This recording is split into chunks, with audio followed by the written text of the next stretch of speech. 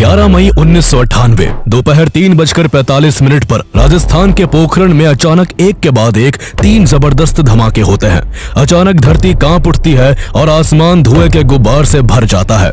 आसपास के गांवों में लोग सहम जाते हैं। किसी को कुछ समझ नहीं आता कि आखिर हुआ क्या है। लेकिन जब सच्चाई सामने आती है कि यह भारत का एक सफल न्यूक्लियर टेस्ट था, तो देश भर में खुशी और गर्व की लहर दौड़ जाती है। प्रधानमंत्री अटल बिहारी वाजपेयी खुद दुनिया को ये ऐलान करते हैं कि भारत अब एक परमाणु शक्ति है। अभिनंदन होना चाहिए वैज्ञानिकों का, उन इंजीनियरों का जिन्होंने पोखरण में जो कुछ हुआ उसे सफलतापूर्वक करके दिखाया। भारत का यह परमाणु परीक्षण इसलिए भी खास था क्योंकि अमेरिका की सैटेलाइट्स और CIA की तीखी नजरों के बावजूद भारत की इस योजना की किसी को भनक तक नहीं लगी थी। We've been following the Indian nuclear program for many years, but there's no getting around the fact that in this instance we missed and did not predict the particular tests involved. It's my responsibility to stand up and tell the American people that we didn't get it right. Bharat की इस ऐतिहासिक सफलता के पीछे कोई और नहीं बल्कि मिसाइल मैन कहे जाने वाले डॉक्टर APJ अब्दुल कलाम थे,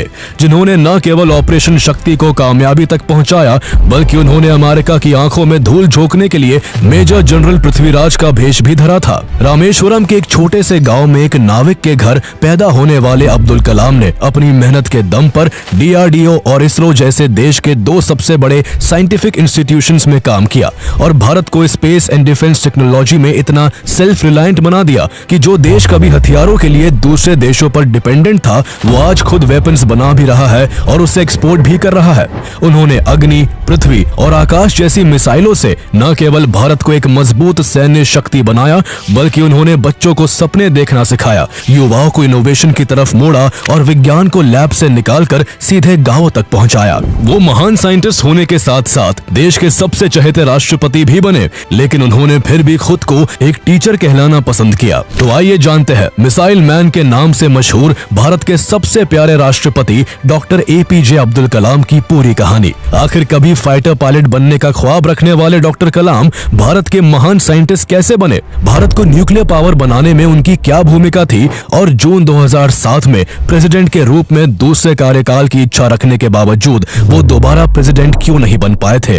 He was an eminent scientist, a people's president, a Bharat Ratna and India's very own missile man. 1962 में वो भारतीय अंतरिक्ष अनुसंधान संस्थान यानी ISRO से जुड़े और देश के पहले स्वदेशी उपग्रह SLV-3 के प्रोजेक्ट लीडर बने। डॉक्टर कलाम ने 1998 में पोखरण 2 के परमाणु परीक्षण के दौरान अहम भूमिका निभाई थी। For India, Dr. Kalam is one sun that will never set. Message is dream transforms into thoughts, thoughts result into action. Avul पकीर जैनुलाब्दीन अब्दुल कलाम का जन्म 15 अक्टूबर 1931 को तमिलनाडु के टेम्पल सिटी कहे जाने वाले रामेश्वरम के एक छोटे से गांव में हुआ था। उनके पिता जैनुलाब्दीन एक बोट ओनर थे जो श्रद्धालुओं को अपनी नाव से रामेश्वरम और धनुषकोडी तीर्थ यात्रा के लिए लेकर आते जाते थे। वहीं उनकी मां आशी अम्मा एक हाउसवाइफ थी। अब्दुल कलाम अपने 5 भाई बहनों में सबसे छोटे थे। उनके पूर्वज अमीर व्यापारी थे जिनका business Indian mainland, Pamban island और श्रीलंका के बीच सामान और यात्रियों को ले जाने से जुड़ा था। लेकिन 1914 में जब पंबन ब्रिज बना जो पंबन आइलैंड को मेनलैंड इंडिया से जोड़ता था, तो उनके परिवार का बिजनेस फेल हो गया, जिसके चलते उनका परिवार आर्थिक रूप से कमजोर हो गया। इससे पता चलता है कि बिजनेस करना कितना चैलेंजिंग होता है। कहने को दुकान चलाना भी एक लोकल बिजनेस है, लेकिन जो लोग इसे चलाते हैं वही जानते हैं कि ये कितना कॉम्प्लेक्स हो सकता है। ऑर्डर ट्रैक करना, स्टाफ की शिफ्ट मैनेज करना, इन्वेंट्री चेक करना, ये सब दिन भर की भागदौड़ में एक एंडलेस स्ट्रगल जैसा लगता है। मान लीजिए लखनऊ का एक इलेक्ट्रॉनिक स्टोर ओनर जो मोबाइल फोन्स, एक्सेसरीज और गैजेट्स बेचता है, उसे कई बार प्रॉब्लम्स फेस करनी पड़ती हैं। कभी कोई मॉडल स्टॉक से बाहर, कभी साइज या कलर मिसमैच और कई बार कस्टमर्स फ्रस्ट्रेशन में बिना खरीदे ही लौट जाते हैं। लेकिन अब इन सब का एक स्मार्ट सॉल्यूशन है, ओडू point of cell. Odu POS से आप अपना रिटेल या ऑफलाइन बिजनेस बड़ी आसानी से मैनेज कर सकते हैं। यह आपकी इन्वेंट्री को रियल टाइम में ट्रैक करता है, जिससे स्टॉक आउट जैसी दिक्कत नहीं आती। और अगर आपके मल्टीपल स्टोर्स हैं तो आप हर लोकेशन की इन्वेंट्री एक जगह से मैनेज कर सकते हैं।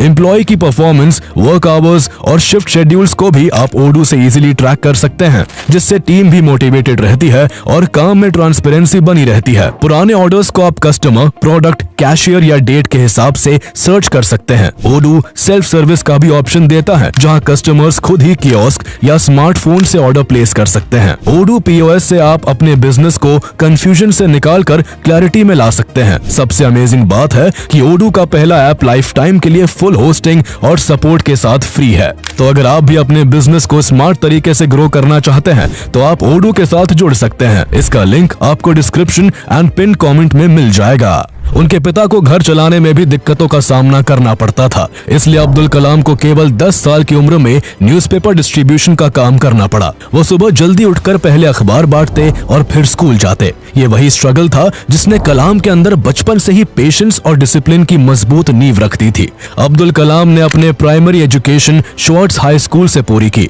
वो शुरुआत में एक एवरेज स्टूडेंट थे, लेकिन उनके अंदर कुछ नया सीखने की जिज्ञासा और कुछ बड़ा करने की आग साफ दिखाई देती थी। साल 1954 में उन्होंने तिरुचिरापल्ली के सेंट जोसेफ्स कॉलेज से फिजिक्स में ग्रेजुएशन पूरा किया। अब्दुल कलाम को पक्षियों के उड़ने का तरीका बहुत फैसिनेट करता था। वो अक्सर पक्षियों को उड़ते हुए देखकर सोच में पड़ जाते थे और यही क्यूरियोसिटी उन्हें एरोनॉटिकल इंजीनियरिंग की तरफ ले गई। इसके लिए उन्होंने मद्रास इंजीनियरिंग का एग्जाम दिया और उनका selection Madras institute of technology MIT में हो गया। लेकिन जब उन्होंने MIT की फीस सुनी तो वो काफी दुखी हो गए, क्योंकि फीस ज्यादा थी और वो जानते थे कि उनके परिवार के लिए इतनी महंगी फीस भर पाना मुश्किल है। तभी उनकी बड़ी बहन आसिम जोहरा आगे आई और उन्होंने अपने सोने के गहने बेचकर कलाम की फीस के पैसे दिए, जिससे 1955 में उनका MIT में एडमिशन हो सका। अपनी बहन के सैक्रिफाइस का जिक्र कलाम ने अपनी book my journey transforming dreams into actions में काफी भावुकता के साथ किया था। MIT में पढ़ाई के दौरान एक बार अब्दुल कलाम किसी टेक्निकल प्रोजेक्ट पर काम कर रहे थे, लेकिन उनके डीन उनके काम की स्पीड से सेटिस्फाई नहीं थे। इसलिए उन्होंने अब्दुल कलाम से साफ साफ कहा कि अगर 3 दिन के अंदर प्रोजेक्ट पूरा नहीं किया तो तुम्हारी स्कॉलरशिप छिन जाएगी। फिर क्या था, कलाम ने दिन रात मेहनत करके वो प्रोजेक्ट वक्त से पहले खत्म कर दिया। डीन उनके डेडिकेशन से इतने इंप्रेस हुए कि बाद में उन्होंने खुद कलाम से कहा, मैं तुम्हें जानबूझकर प्रेशर में डालना चाहता था ताकि तुम टफ सिचुएशंस को भी कामली हैंडल करना सीखो। यही वो लेसन था जिसने कलाम को आगे चलकर हर चैलेंज का सामना शांत दिमाग से करना सिखाया। MIT के दिनों से ही अब्दुल कलाम फाइटर पायलट बनकर देश की सेवा करना चाहते थे। इसके लिए उन्होंने 2 बार ट्राई किया, लेकिन इसमें उन्हें सक्सेस नहीं मिल सकी। इंटरव्यू के बाद टोटल 8 लड़कों को सिलेक्ट किया जाना था और वो 9वें स्थान पर आए थे। केवल 1 रैंक से उनका पायलट बनने का सपना अधूरा रह गया था। लेकिन उस वक्त किसी को कहां पता था कि पायलट ना बन पाने के कारण निराश होने वाले अब्दुल कलाम एक दिन ऐसे साइंटिस्ट बनेंगे जो भारत की स्पेस एंड डिफेंस टेक्नोलॉजी को दुनिया के सामने एक सुपर पावर के रूप में खड़ा कर देंगे। Madras institute of technology MIT से एरोनॉटिकल इंजीनियरिंग की डिग्री हासिल करने के बाद Abdul Kalam defence research and development service के मेंबर बने और फिर साल 1960 में उन्होंने defence research and development organisation DRDO में एक साइंटिस्ट की हैसियत से अपने करियर की शुरुआत की। DRDO में उनका पहला असाइनमेंट भारत का पहला स्वदेशी होवरक्राफ्ट प्रोजेक्ट था, जिसका नाम नंदी था। डॉक्टर कलाम ने अपनी टीम के साथ खूब मेहनत की और कुछ ही वक्त में इसे सक्सेसफुली बना लिया। इसी दौरान 1962 में जब नासा यंग साइंटिस्ट के लिए एक special rocket science training programme organise कर रहा था, तब Indian National Committee for Space Research यानी INCSR के चेयरमैन डॉक्टर विक्रम साराभाई ने 10 प्रॉमिसिंग इंडियन साइंटिस्ट को वहां भेजने का फैसला किया, जिनमें से एक नाम अब्दुल कलाम का भी था। मार्च 1963 में कलाम ट्रेनिंग के लिए अमेरिका गए और उन्होंने नासा के गोडार्ड स्पेस फ्लाइट सेंटर और वॉलप्स आइलैंड में ट्रेनिंग ली। यहाँ उन्होंने रॉकेट लॉन्चिंग, प्रपल्शन सिस्टम्स और स्पेस टेक्नोलॉजी की बारीकियों को सीखा। उन्होंने डमी रॉकेट फायरिंग समेत मल्टीपल टेक्निकल सेशंस को अटेंड किया। ये पूरी ट्रेनिंग उनके लिए काफी सिग्निफिकेंट साबित हुई। इंडिया लौटने के बाद डॉक्टर कलाम ने केरला के त्रिवेंद्रम में भारत की पहली domestic rocket launching facility setup करने में बड़ी भूमिका निभाई। इसके बाद DRDO के साथ जुड़े रहते हुए हुए उन्होंने इंडियन आर्मी के लिए एक छोटा हेलीकॉप्टर भी डिजाइन किया। डॉक्टर कलाम में कुछ बहुत बड़ा करने का पोटेंशियल था और ये बात उनके सीनियर्स बहुत अच्छे से समझते थे, इसलिए उनकी कैपेबिलिटीज को देखते हुए साल 1969 में उनका Indian Space Research Organisation ISRO में ट्रांसफर कर दिया गया। इसरो में उन्हें father of the Indian space programme कहे जाने वाले डॉक्टर विक्रम साराभाई और उस समय के इसरो चेयरमैन डॉक्टर सतीश धवन के साथ काम करने का मौका मिला। यहाँ डॉक्टर कलाम को भारत के सबसे ambitious project satellite launch vehicle SLV का प्रोजेक्ट डायरेक्टर बनाया गया। SLV के जरिए भारत अपने खुद के सैटेलाइट को स्पेस में भेजकर ग्लोबल स्टेज पर अपनी साइंटिफिक प्रेजेंस दर्ज करवाना चाहता था। डॉक्टर कलाम इस मिशन में पूरी जी जान से लगे हुए थे, लेकिन साथ ही वो एक इंडिपेंडेंट इंडिजीनियस रॉकेट प्रोग्राम पर भी काम कर रहे थे, जिसकी शुरुआत उन्होंने 1965 में DRDO के दौरान ही की थी। वो अपने इस प्रोजेक्ट को बड़े लेवल पर एक्सपैंड करना चाहते थे, इसलिए उन्होंने इसके लिए इंडियन गवर्नमेंट से अप्रूवल मांगा और साल 1969 में ही उन्हें गवर्नमेंट से इसकी परमिशन मिल गई। इसरो में रहते हुए डॉक्टर कलाम ने सैटेलाइट लॉन्च व्हीकल SLV-3 को सफल बनाने के लिए करीब 10 साल तक दिन रात मेहनत की। ये वो समय था जब भारत का स्पेस प्रोग्राम अपनी शुरुआती दौर में था। ना तो एडिक्वेट फंड्स थे और ना ही एडवांस टेक्नोलॉजी, लेकिन कलाम और उनकी डेडिकेटेड टीम इस काम में लगी रही और आखिरकार साल 1979 में डॉक्टर अब्दुल कलाम के नेतृत्व में भारत ने पहली बार एक सैटेलाइट लॉन्च व्हीकल की टेस्टिंग की। लेकिन जैसे ही इसे लॉन्च किया गया, कंप्यूटर ने एक टेक्निकल फॉल्ट की वार्निंग दी, पर कलाम ने वार्निंग को इग्नोर कर दिया। इसका नतीजा ये हुआ कि लॉन्च असफल रहा और सैटेलाइट ऑर्बिट तक नहीं पहुंच पाई। ये नाकामी कलाम के लिए बहुत बड़ा इमोशनल झटका थी, लेकिन उनके मेंटर और इसरो के चेयरमैन डॉक्टर सतीश धवन ने उनकी हिम्मत बढ़ाई और फिर से प्रयास करने के लिए उन्हें मोटिवेट किया। उन्होंने न सिर्फ डॉक्टर अब्दुल कलाम और इस प्रोजेक्ट से जुड़े सभी साइंटिस्ट को पब्लिकली ब्लेम होने से बचाया, बल्कि मीडिया के सामने इस फेलियर की पूरी जिम्मेदारी खुद ले ली। उन्होंने कलाम और उनकी टीम पर भरोसा जताया कि आज का यही फेलियर उन्हें अगले साल सक्सेस तक पहुंचाएगा। उनके इस भरोसे ने अब्दुल कलाम और उनकी टीम को हौसला दिया और उन्होंने पिछली गलतियों को सुधारकर पूरी टीम के साथ सिस्टम को रिवर्क किया और अगले 1 साल तक हर छोटी से छोटी डिटेल को ठीक किया। इसका रिजल्ट ये हुआ कि करीब 1 साल बाद 18 जुलाई 1980 को भारत ने अपने स्पेस इतिहास में एक सुनहरा अध्याय जोड़ दिया। इस दिन अब्दुल कलाम और उनके साथी साइंटिस्ट की सालों की मेहनत के चलते इंडिया के first indigenous satellite launch vehicle SLV-3 ने फाइनली रोहिणी सैटेलाइट को सक्सेसफुली अर्थ के ऑर्बिट में डिप्लॉय कर दिया था। ये इसरो और भारत दोनों के लिए प्राउड मोमेंट था। पहली बार भारत ने अपनी इंडिजीनियस टेक्नोलॉजी से एक सैटेलाइट को आउटर स्पेस में भेजा था और इसी के साथ इंडिया ग्लोबल स्पेस क्लब में एंटर कर गया। इस सक्सेस ने डॉक्टर APJ अब्दुल कलाम को देश भर में एक नेशनल हीरो बना दिया, जिसके बाद उनकी लीडरशिप और विजन को दुनिया रिकॉग्नाइज करने लगी थी। SLV प्रोग्राम के साथ साथ कलाम की गाइडेंस में 2 और important defence projects, project devil और प्रोजेक्ट वैलिएंट भी चल रहे थे, जिनका मकसद SLV टेक्नोलॉजी की मदद से बैलिस्टिक मिसाइल डेवलप करना था। साथ ही वो polar satellite launch vehicle PSLV programme की कोर टीम में भी शामिल थे, जिसकी आगे चलकर भारत को स्पेस वर्ल्ड में पहचान दिलाने में अहम भूमिका थी। SLV-3 की सफलता के बाद अगस्त 1980 में प्रधानमंत्री इंदिरा गांधी ने डॉक्टर अब्दुल कलाम और डॉक्टर सतीश धवन को प्रमुख सांसदों से मिलने के लिए इनवाइट किया। लेकिन जब कलाम को इस इनविटेशन की जानकारी मिली तो वो नर्वस हो गए। उन्होंने डॉक्टर सतीश धवन से कहा, सर मेरे पास ना सूट है ना जूते, सिर्फ चप्पल है। ये सुनकर डॉक्टर धवन मुस्कुराए और बोले, कलाम तुम पहले से ही सक्सेस का सूट पहने हुए हो, तुम बस वहाँ पहुँचो।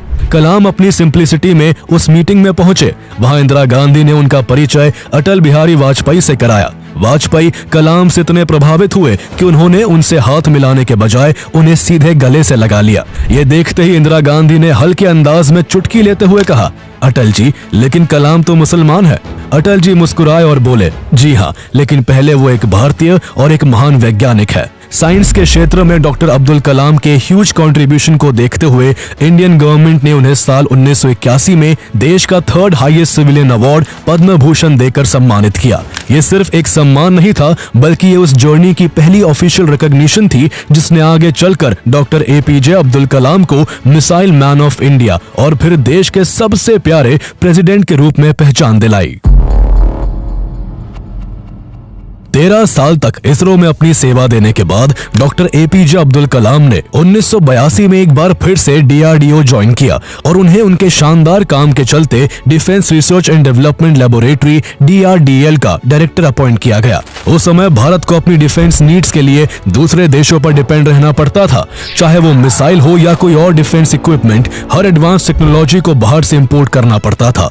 इसमें न सिर्फ भारी खर्चा होता था बल्कि कई बार उन देशों के पॉलिटिकल प्रेशर का भी सामना करना पड़ता था। लेकिन अब हालात बदलने वाले थे। डिफेंस मिनिस्टर रामास्वामी वेंकटरमन और डॉक्टर अब्दुल कलाम का विजन बिल्कुल क्लियर था कि भारत को डिफेंस टेक्नोलॉजी में सेल्फ रिलायंट बनाना है। उसी दौरान आर वेंकटरमन ने डॉक्टर अब्दुल कलाम को एक बोल्ड प्रपोजल दिया कि क्यों ना एक मिसाइल बनाने के बजाय एक साथ कई मिसाइल्स पर काम किया जाए, यानी एक ऐसा प्रोजेक्ट हो जिसमें पूरे मिसाइल आर्सेनल को एक साथ डेवलप किया जाए। कलाम को यह आइडिया बहुत पसंद आया। उन्होंने डिफेंस मिनिस्टर के साइंटिफिक एडवाइजर VSR अरुणाचलम के साथ मिलकर इसकी डिटेल प्लानिंग शुरू कर दी। मल्टीपल मिसाइल सिस्टम्स को एक साथ डेवलप करने का बड़ा एडवांटेज ये था कि इससे न सिर्फ समय की बचत होने वाली थी बल्कि कुछ ही वक्त में भारत के पास अपनी खुद की मिसाइल फोर्स तैयार हो सकती थी।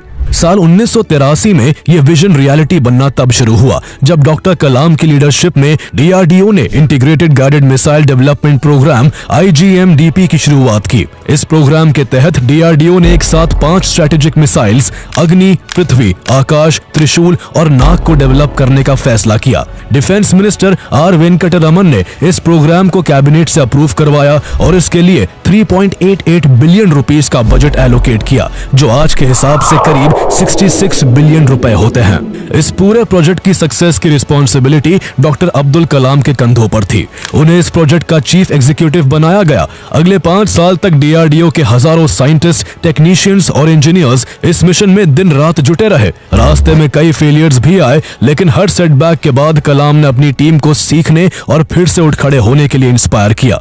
इसका नतीजा ये हुआ कि भारत ने अपनी टेक्नोलॉजी से इस प्रोग्राम की पहली मिसाइल पृथ्वी को तैयार कर लिया।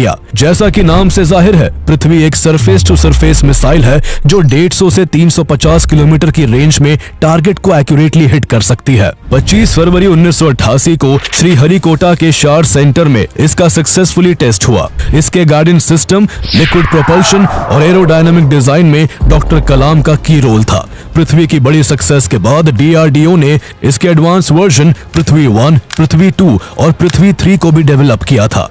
पृथ्वी के बाद भारत ने अग्नि मिसाइल के डेवलपमेंट पर काम शुरू किया। इसका लॉन्च 2 बार टेक्निकल प्रॉब्लम की वजह से फेल हो गया था, लेकिन आखिरकार 22 मई 1989 को इसका भी सफल परीक्षण कर लिया गया। अग्नि एक इंटरमीडिएट रेंज बैलिस्टिक मिसाइल है जो 700 से 5000 किलोमीटर तक के टारगेट्स को डिस्ट्रॉय करने में केपेबल है। डॉक्टर कलाम ने इसमें multi stage rocket system, re entry technology और हीट शील्ड डेवलपमेंट जैसी क्रूशियल टेक्नोलॉजीज में मेजर योगदान दिया था।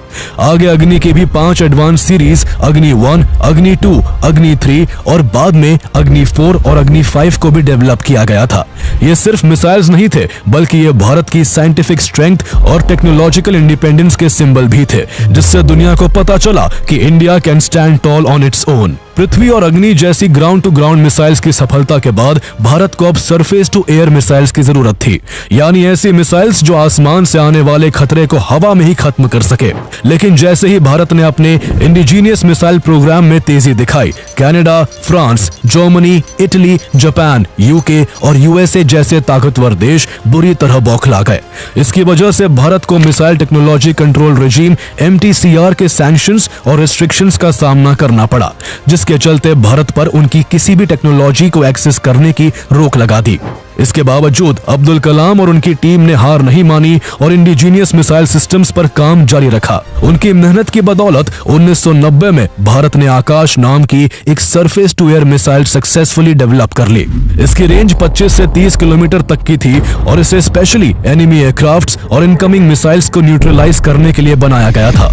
इसके बाद डॉक्टर अब्दुल कलाम और उनकी टीम ने त्रिशूल नाम की 9 किलोमीटर रेंज वाली एक short range surface to air missile भी डेवलप की, जिसे इंडियन नेवी और एयरफोर्स के लिए कम दूरी के हवाई खतरों का मुकाबला करने के लिए डिजाइन किया गया था। इसके बाद डीआरडीओ ने अब्दुल कलाम की विजनरी लीडरशिप में नाग नाम की एक 3rd generation anti tank guided missile बनाई। इसे फायर एंड फॉरगेट टेक्निक के साथ डिजाइन किया गया था, यानी टारगेट लॉक करने के बाद इसे किसी एक्सटर्नल गाइडेंस की जरूरत नहीं होती। नाग के रूप में भारतीय सेना को टैंक्स और आर्मर्ड व्हीकल्स के खिलाफ एक पावरफुल वेपन मिला, जिसका हेलीकॉप्टर माउंटेड वर्जन हेलिना भी आगे चलकर एयरफोर्स के लिए डेवलप किया गया। लेकिन ये सफर इतना आसान नहीं था। IGMDP को लीड करना अब्दुल कलाम के लिए चुनौतियों से भरा था। इंडिया मिसाइल टेक में नया था और रिसोर्सेस कम थे, इसलिए टेस्टिंग के दौरान कई बार फेलियर्स का सामना करना पड़ा।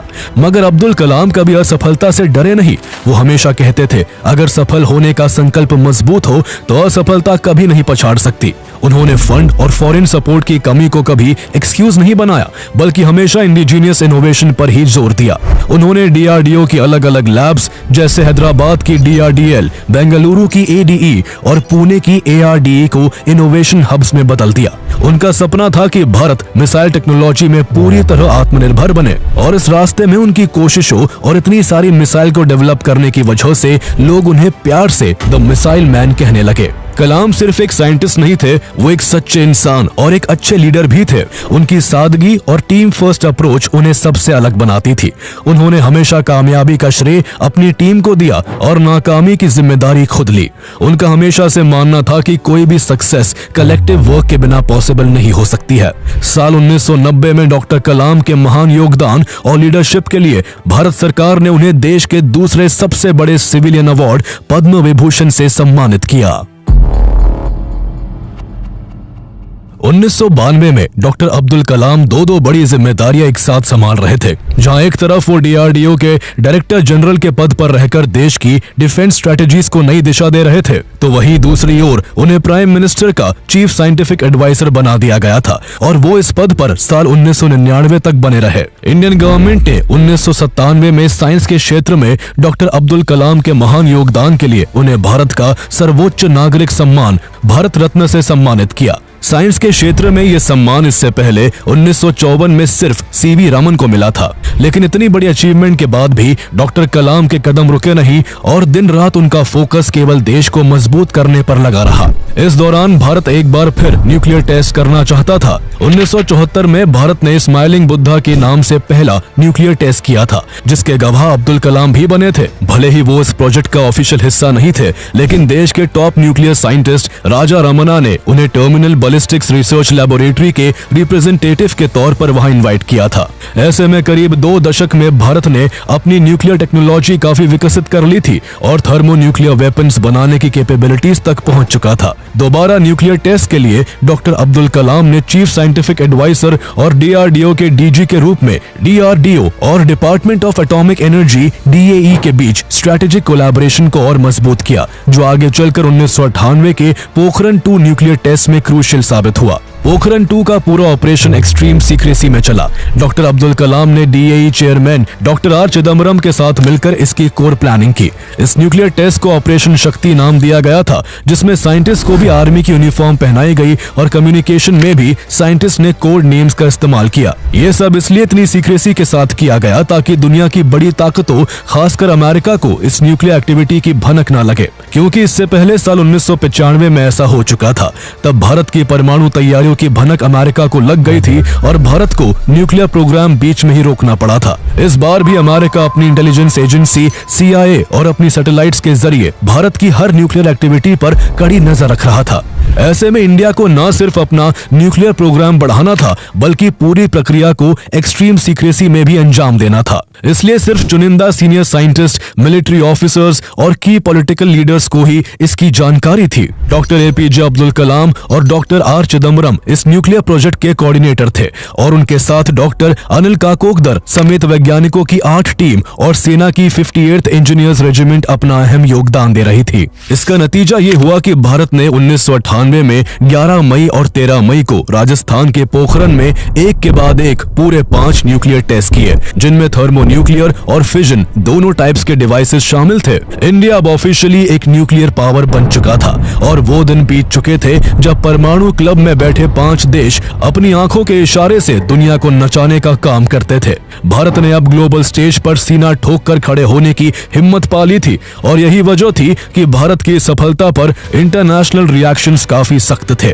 जापान और अमेरिका भारत के इस न्यूक्लियर टेस्ट से इतने गुस्से में थे कि उन्होंने भारत पर इकोनॉमिक सैंक्शंस लगा दिए। वही यूनाइटेड नेशन सिक्योरिटी काउंसिल ने रेजोल्यूशन पास करके भारत की निंदा की। इजराइल इकलौता देश था जिसने खुलेआम भारत का समर्थन किया था। डॉक्टर अब्दुल कलाम का योगदान केवल IGM-DP और न्यूक्लियर टेस्ट तक ही सीमित नहीं था, बल्कि उन्होंने इंडिया और रशिया की पार्टनरशिप के तहत ब्रह्मोस एरोस्पेस की एस्टैब्लिशमेंट में भी अहम भूमिका निभाई। साल 1993 में उन्होंने रशिया का दौरा किया था, जहां उन्होंने रशियन ऑफिशियल्स को एक अधूरा सुपरसोनिक कंबशन इंजन दिखाया और दोनों देशों की पार्टनरशिप में एक सुपरसोनिक क्रूज मिसाइल बनाने का प्रपोजल रखा। इसके 5 साल बाद 12 फरवरी 1998 को डॉक्टर कलाम और रशियन डेप्यूटी डिफेंस मिनिस्टर के बीच एक ऐतिहासिक एग्रीमेंट हुआ, जिसके तहत दोनों देश मिलकर ब्रह्मोस एरोस्पेस स्टैब्लिश करने वाले थे, जिसमें इंडिया की 50.5% और रशिया की 49.5% हिस्सेदारी थी। इसका मकसद दुनिया की सबसे तेज क्रूज मिसाइल बनाना था। डॉक्टर कलाम की लीडरशिप में भारत ने 2001 और 2004 में सक्सेसफुल ब्रह्मोस टेस्ट किए और 2005 से यह भारत के डिफेंस सिस्टम्स का हिस्सा बन गया। आज ब्रह्मोस एक ग्लोबल ब्रांड बन चुका है और कई देशों ने इसे भारत से खरीदने के लिए डील भी साइन की है। कभी हर डिफेंस टेक्नोलॉजी के लिए दूसरे देशों पर निर्भर रहने वाला भारत आज खुद अपने वेपन न केवल डेवलप कर रहा है, बल्कि दूसरे देशों को एक्सपोर्ट भी कर रहा है। और इस पूरे बदलाव के पीछे डॉक्टर APJ अब्दुल कलाम की विजनरी लीडरशिप का सबसे अहम योगदान है। सिर्फ डिफेंस ही नहीं, कलाम ने मेडिकल साइंस के क्षेत्र में भी अपना योगदान दिया था। उन्होंने कार्डियोलॉजिस्ट डॉक्टर सोमा राजू के साथ मिलकर कलाम राजू स्टेंट बनाया, जो एक लो कॉस्ट कोरोनरी स्टेंट था। यह गरीब मरीजों के लिए हार्ट ट्रीटमेंट को सस्ता बनाने में वरदान साबित हुआ। इसके अलावा उन्होंने कंपोजिट मटेरियल्स, एवियोनिक्स और लाइट वेट प्रोस्थेटिक्स पर भी काम किया, जो भारत के डिफेंस और स्पेस प्रोग्राम्स में गेम चेंजर साबित हुआ। डॉक्टर कलाम का मानना था कि विज्ञान का फायदा सिर्फ लेबोरेटरीज तक सीमित नहीं होना चाहिए, बल्कि वो हर इंसान की जिंदगी में बदलाव लाने की वजह होना चाहिए, और यही सोच उनकी पूरी जिंदगी का मकसद थी।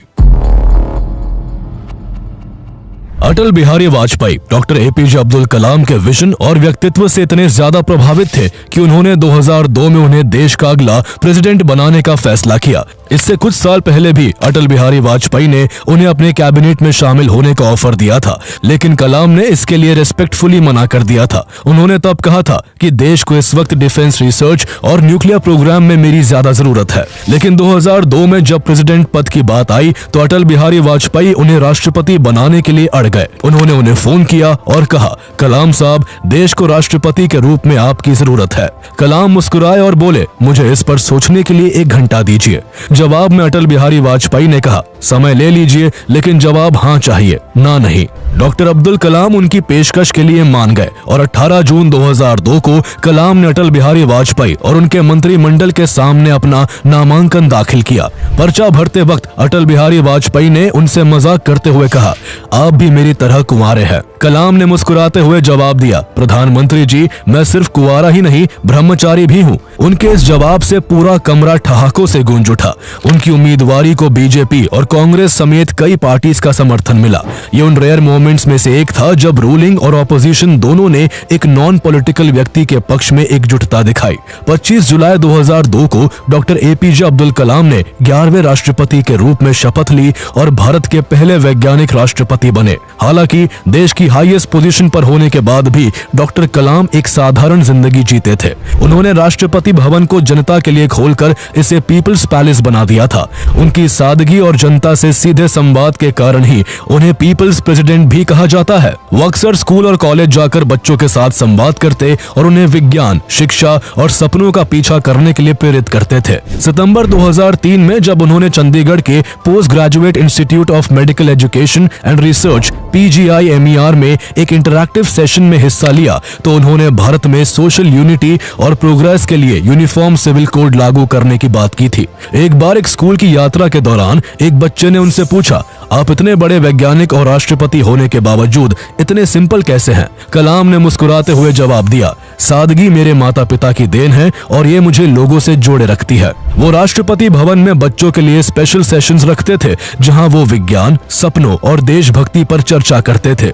इतने बिजी शेड्यूल के बावजूद कलाम थोड़ा बहुत समय अपने लिए भी निकाल लेते थे। उन्हें रुद्र वीणा बजाना बहुत पसंद था। वो कुरान और गीता दोनों का पाठ करते थे। साथ ही वो स्ट्रिक्ट वेजिटेरियन थे और उनका लाइफस्टाइल पूरी तरह डिसिप्लिन से भरा था। डॉक्टर कलाम को भारत का पहला नॉन पॉलिटिकल प्रेसिडेंट भी माना जाता है। इसका सबसे बड़ा एग्जाम्पल तब देखने को मिला जब मई 2005 में बिहार में किसी भी पार्टी को मेजॉरिटी नहीं मिली और गवर्नर बूटा सिंह ने बिना सभी विकल्पों की जांच किए राष्ट्रपति शासन की सिफारिश कर दी।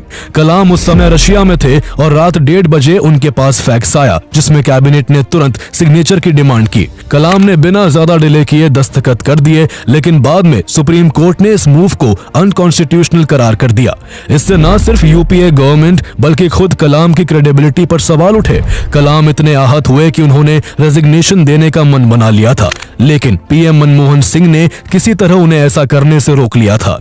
उनके कार्यकाल में मर्सी पिटीशंस भी एक जटिल मुद्दा रहा। पूरे टेन्योर में उनके पास 21 मर्सी पिटीशंस आई, जिनमें से उन्होंने केवल एक पर फैसला सुनाया। उनकी प्रेसिडेंसी में उन्होंने ऑफिस ऑफ प्रॉफिट बिल पर भी सिग्नेचर किए, जो उनके मुताबिक उनके सबसे मुश्किल फैसलों में से एक था। इस बिल के मुताबिक एमपीज और एमएलएस अपने पद पर रहते हुए किसी भी गवर्नमेंट ऑफिस का बेनिफिट नहीं ले सकते थे। इससे कई कांग्रेस लेड यूपीए एमपीज की सीट पर खतरा मंडराने लगा था। इस बिल के मुद्दे पर राष्ट्रपति और सरकार में टकराव की स्थिति पैदा हो गई थी।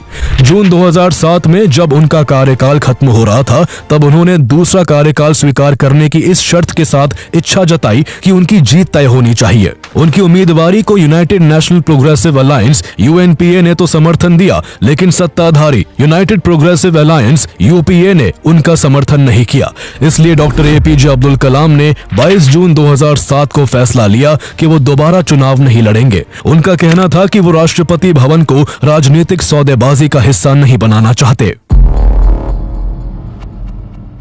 2007 में राष्ट्रपति कार्यकाल खत्म होने के बाद डॉक्टर एपीजे अब्दुल कलाम ने एक बार फिर अपनी जड़ों की ओर रुख करते हुए एजुकेशन एंड यूथ एम्पावरमेंट की ओर ध्यान देना शुरू किया।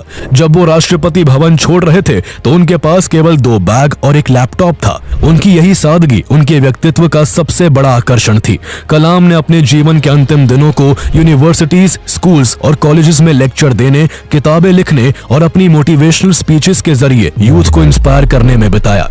उन्होंने 30 से भी ज्यादा किताबें लिखी, जिनमें wings of fire, ignited minds और इंडिया 2020 सबसे ज्यादा पॉपुलर रही। जहां विंग्स ऑफ फायर में उनके बचपन से लेकर साइंटिस्ट और फिर प्रेसिडेंट बनने तक की इंस्पायरिंग जर्नी है, तो वही इग्नाइटेड माइंड्स में उन्होंने युवाओं को अपने सपनों को हासिल करने और देश की प्रोग्रेस में भागीदार बनने का मैसेज दिया। इंडिया 2020 और vision for the new millennium में उन्होंने अपना विजनरी सपना रखा था, जिसमें उन्होंने भारत को 2020 तक एक डेवलप्ड कंट्री बनाने के लिए कुछ उपाय सुझाए थे। लेकिन डॉक्टर कलाम सिर्फ किताबें लिखने तक नहीं रुके। उन्होंने अपने विजन को ग्राउंड लेवल पर इम्प्लीमेंट करने की भी कोशिश की। उन्होंने यंग एंटरप्रेन्योर्स को इंस्पायर किया कि वो टेक्नोलॉजी का इस्तेमाल एजुकेशन, हेल्थ केयर और एग्रीकल्चर से जुड़ी प्रॉब्लम्स को सॉल्व करने के लिए करे। उन्होंने रूरल इंडिया में इनोवेशन को प्रमोट करने के लिए कई ऑर्गेनाइजेशन के साथ काम किया और providing urban amenities to rural areas या प्यूरा जैसे इनिशिएटिव को एक्टिवली सपोर्ट किया। उनका मानना था कि जब तक गांवों को शहर जैसी फैसिलिटीज नहीं मिलती, तब तक देश का डेवलपमेंट अधूरा है। उनकी बातें छात्रों में नई ऊर्जा भर देती थी। उनकी सादगी ऐसी थी कि वो जहां भी लेक्चर के लिए जाते, वहां अपनी स्पीच खत्म होने के बाद छात्रों के साथ घंटों बात करते, उनके सवालों का जवाब देते और उनके सपनों को सुनते। वो देश के प्रेसिडेंट के पद संभालने और साइंटिफिक वर्ल्ड में इतना कुछ हासिल करने के बाद भी खुद को केवल टीचर कहलाना पसंद करते थे। नियति ने भी उनकी इस सोच का इतना सम्मान किया कि जब 27 जुलाई 2015 को उन्होंने आखिरी सांस ली, तब भी वो बच्चों को IIM शिलोंग में लेक्चर दे रहे थे। वो creating a liveable planet earth विषय पर बोल रहे थे कि अचानक उन्हें दिल का दौरा पड़ा और वो वही मंच पर गिर पड़े और फिर कभी नहीं उठ सके। उनकी मौत की खबर से पूरे देश में शोक की लहर दौड़ गई और इंडियन गवर्नमेंट ने इस दुख की घड़ी में 7 दिन का नेशनल मॉर्निंग घोषित किया। उनकी याद में रामेश्वरम में डॉक्टर एपीजे अब्दुल कलाम नेशनल मेमोरियल बनाया गया, जहां उनकी किताबें, मिसाइलों के मॉडल और उनके जीवन से जुड़ी चीजें प्रदर्शित की गई हैं। उनकी विरासत को आगे बढ़ाने के लिए डॉक्टर एपीजे अब्दुल कलाम इंटरनेशनल फाउंडेशन की स्थापना हुई, जो एजुकेशन, साइंस और रूरल डेवलपमेंट में काम कर रही है। डॉक्टर एपीजे अब्दुल कलाम अक्सर कहते थे, सपना वो नहीं जो आप सोते वक्त देखते हैं, बल्कि सपना वो है जो आपको सोने ना दे। वो यूथ को मोटिवेट करते हुए कहते थे, आसमान की तरफ देखिए, हम अकेले नहीं हैं, पूरा ब्रह्मांड हमारा दोस्त है और वो उन्हीं का साथ देता है जो सपने देखते हैं और मेहनत करते हैं। वो कहते हैं ना, ग्रेट सोल्स नेवर डाई। वैसे ही डॉक्टर एपीजे अब्दुल कलाम आज भी हमारे साथ है। उनकी सादगी, उनकी टेक्नोलॉजी, उनके इनोवेशंस, उनके कोट्स और उनका विश्वास हमें और पूरे भारत देश को आगे बढ़ने के लिए आज भी प्रेरित करता है।